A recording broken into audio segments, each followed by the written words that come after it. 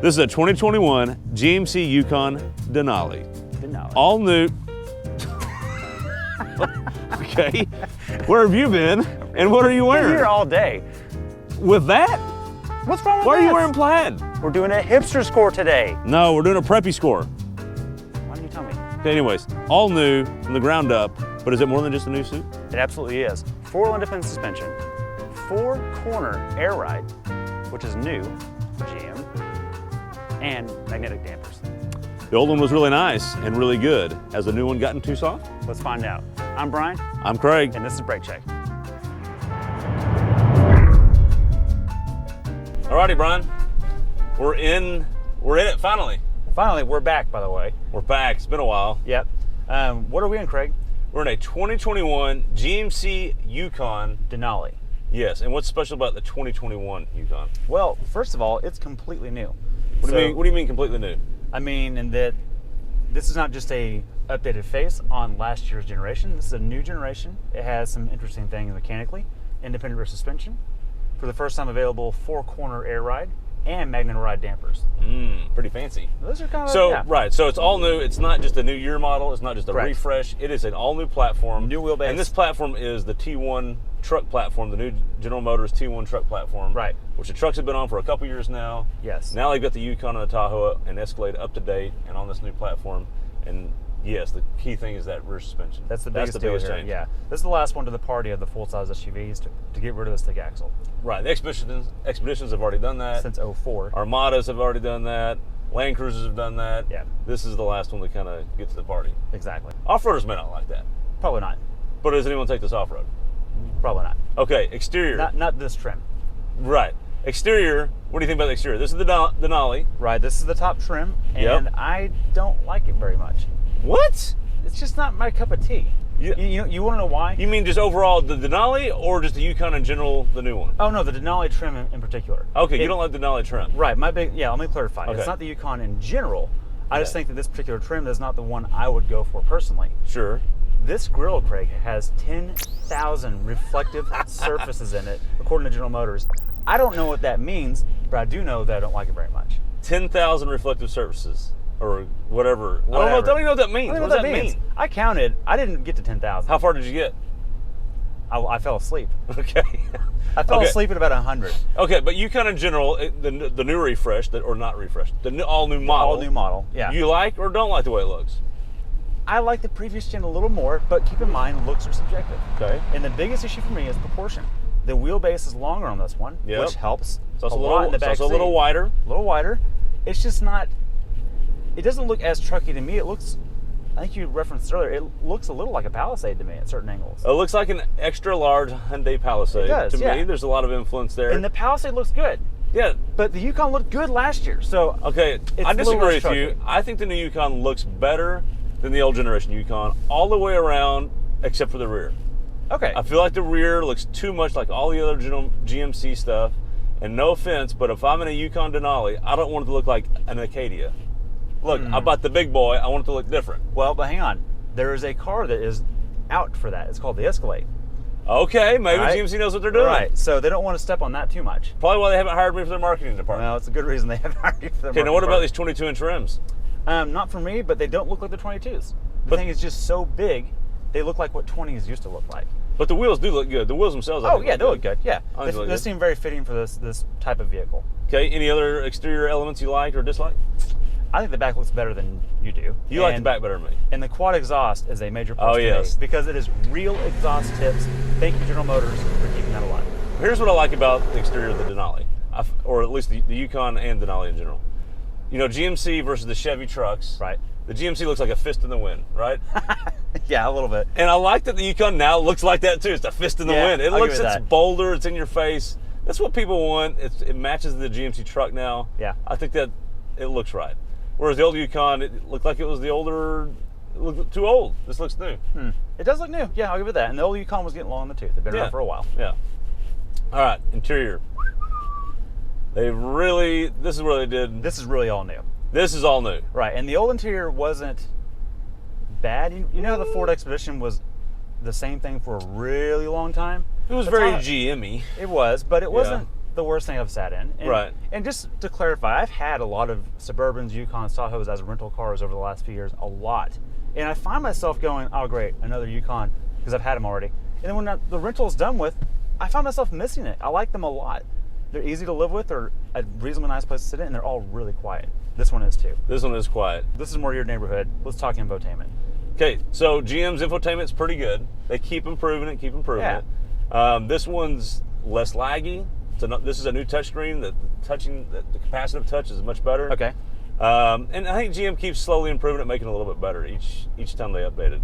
I still think I like FCA's the best, I think. Yeah, Uconnect is hard to beat. Uconnect is hard to beat, but this is not terrible. This is actually pretty intuitive, and you can change a lot of things in a lot of settings. Quickly ranking it, 1 to 3, Uconnect, Sync, and GM.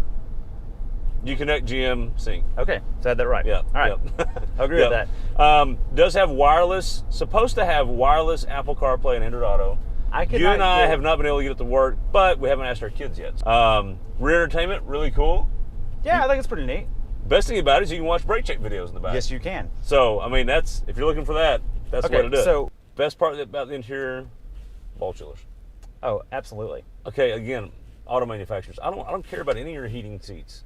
I don't care. Yeah. I am wearing the Yukon vest today. You got the Yukon I don't know if you've noticed that. But I still want the ball chiller. So this is Texas. We want it year round. I mean, like I've said before.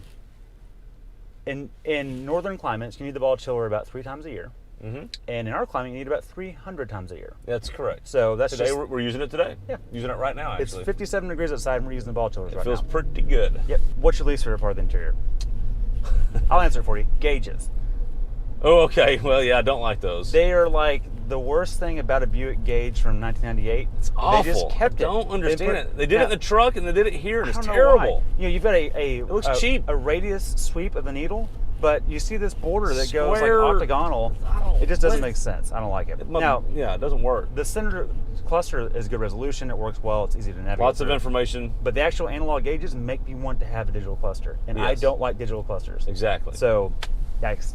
Okay, let's talk about the family part of a Yukon. Yes. And why you buy one. It's to haul people, right? Yes. Yeah, you guess? We'll talk about that later. We'll get to that in a minute about who this thing is for. Second row seating does have a lot of versatility. Yes. You can move the seats forward and back and recline them, which a lot of cars are doing that nowadays, but the previous generation was not as capable as this one is. Mm-hmm. I will say, it has the cool buttons up here. You can fold the third row from the front. From the front seat. That's pretty cool. I don't know how many cars you can do that in. No, me neither. I will say overall, the functionality of the flip and fold seats, it's a little bit fumbly. You have to have all the seats in every row positioned in just the right spot for everything to work automatically. Right. And then I feel like half the even time, the front seat has to be in the right spot. Exactly. So if this seat's too far back, then the second row won't fold right. Which means the third row. If the third row is not folding right, the third row won't fold right. Right. And so it's a comedy of errors in that, not that it's a faulty system, it's just if you don't have it just right, it's not going to work the way you think it should. But when you do have them all in the right spot, they work really well. They work and great. It's really neat. And you can be in the front of the car or the back of the car and just fold all the seats down. That's kind of cool. Yeah, it's pretty cool. Nice feature. It's easy to get in the back. Easy in the back, absolutely. The third row is quite comfortable. So let me talk about that real quick. This thing has grown 10.1 inches of leg room in the third row. This thing's big. It's huge. And this is the short one. Yes. Okay? Right. A lot of that's in wheelbase has grown. The overall length of the truck has grown as well. But most of that gains in the third row. Power lift tailgate. There's a cool feature on that. Tell me about that. So I like that there's a knob up here that says 3/4 or max. So how many times you pull it in the garage, I can't pop the things, I don't want to hit something. Right. I can just open it 3/4 and that matches the roof line of the vehicle. Oh, yeah. I don't have to worry about it's not taller than that. Or I'm in a parking garage or what. I don't have to worry about hitting anything. That's pretty nice. Or I'm not in a parking garage and I don't care about it. I want it all the way up so I don't have to worry about hitting my head when I'm getting something out of it. Exactly. Put it on max, it opens all the way up. Plenty of room. Like it. One more interesting feature, Craig. There's 2 options on this truck. Well, one is the ultimate Denali package. Yes. And the other is a $350 power console. Mm-hmm. Can you explain that for me? Well, yes. I don't know if you know this, but General Motors is really good about giving you cubby holes. Cubby holes. We'll cubby holes. Cubby holes. Yeah. Cubby holes. I like that. Yeah. So you never know when you need to hide something. Exactly. This has a little button here. Watch your armrest there. Ooh, look at that. Look at that. You can put your purse or your Merce or your whatever. Anyways, you can secure stuff. Right. There's my point, and it's very handy. I will say, when pretty it cool. goes back, my armrest kind of goes away. Yeah, but in the back, you get the cup holder. So I guess there's no center console in the back for the second row. Is Yeah, that what kinda that's odd. for? Kind of odd. Is that what that's for? I don't know. Maybe. Curious. All right, we switch. Good time it is. Dynamics, hit it.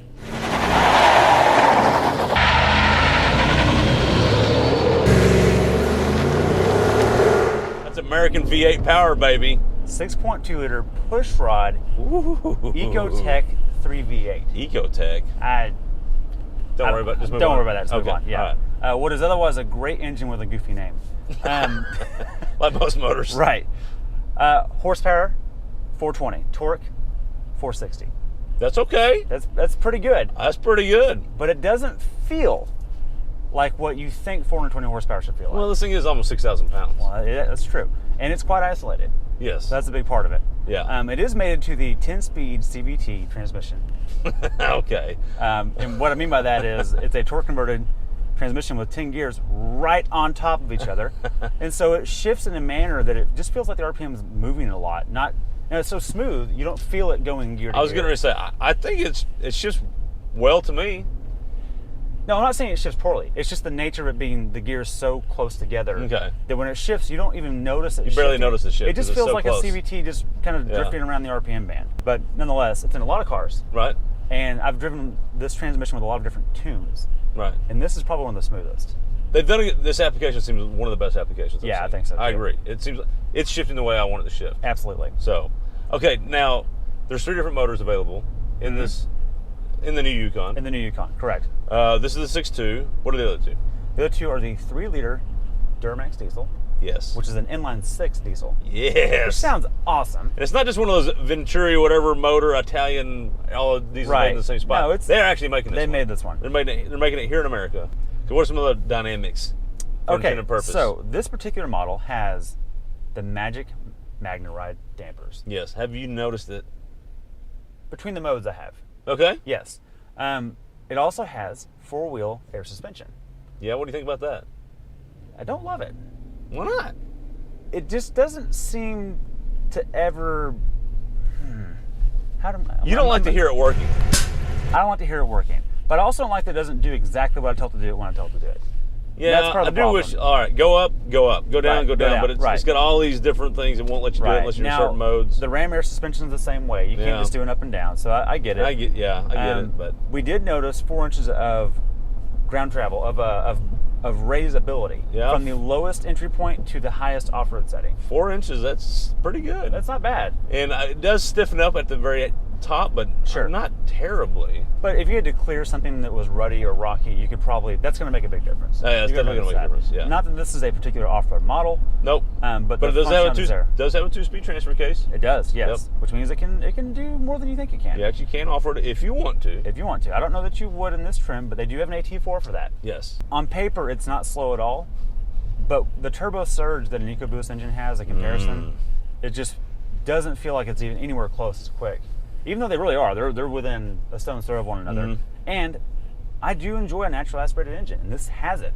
Thanks for that option. It's a natural aspirated V8. You cannot get a Ford Expedition or Navigator with a V8. I say that's not a problem. You disagree. I think it's a problem. But I'll admit, the EcoBoost feels faster. Okay. But it doesn't sound as good. No, this sounds better. Yeah. Oh, it's very quiet, though. Well, it's hard to beat. Look, LS swap everything. GM didn't have to swap it because They they just make start it. there in the first place. They start there in the first place. Right.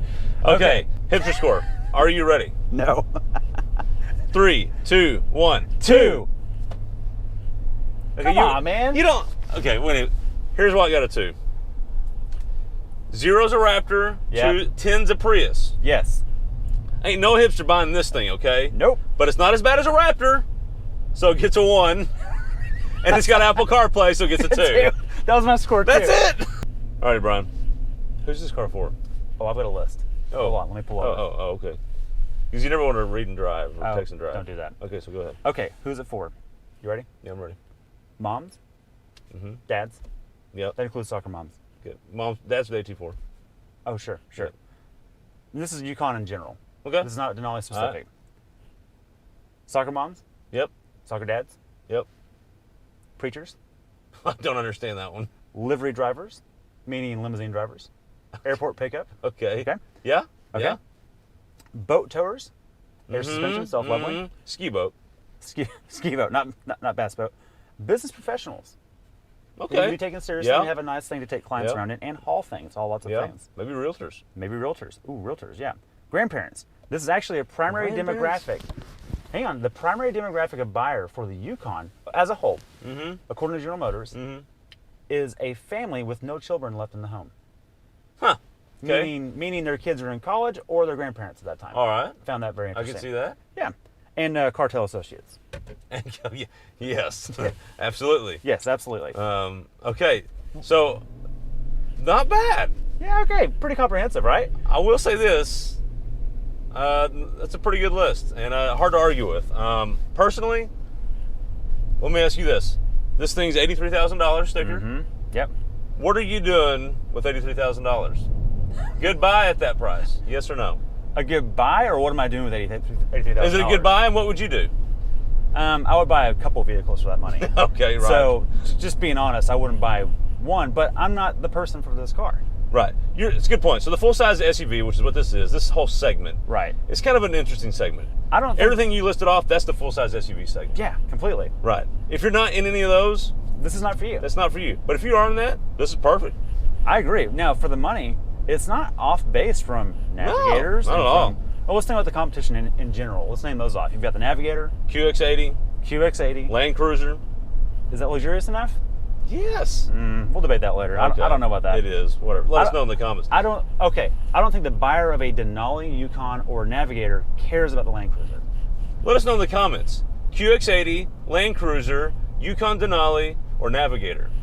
Which one are you getting with $80,000? All right, Craig, that's a review. That's a review. It's been a while. Thanks for tuning in. Thanks for watching. We'll try to get back in sync on the next one. Yes. We're a little out. We're way out. I don't know why that was funny. We're way out. You let us know if that was funny and explain why that was funny in the comments, because I'm curious. And we'll be in better sync next time. Thanks for watching. Don't forget to subscribe. Not we'll see you sync. next time. We'll in sync. But not the music group. Not in sync either. Just like in unison. Thanks for watching. We'll catch you next time. God, that was terrible.